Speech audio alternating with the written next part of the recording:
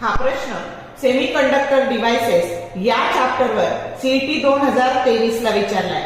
When the Zener diode is used as voltage regulator, it is connected in option A forward bias and in series with load, option B forward bias and in parallel with load, C reverse bias and in series with load, and D reverse bias and in parallel with load. तर आता ही circuit diagram काळजीपूर्वक बघा तुमच्या पुस्तकातली, झीनर diode as a voltage रेग्युलेटरची. आणि त्याच्यामध्ये बघा बरं झीनर डायोड हा कसा जोडलेला आहे.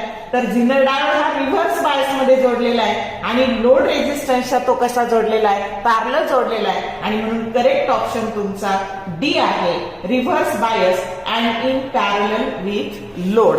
जर शॉर्ट व्हिडिओ आवडले तर लाईक करा, शेअर करा, कमेंट करा. For more useful tips and tricks keep watching Queens of Physics. Thank you very much.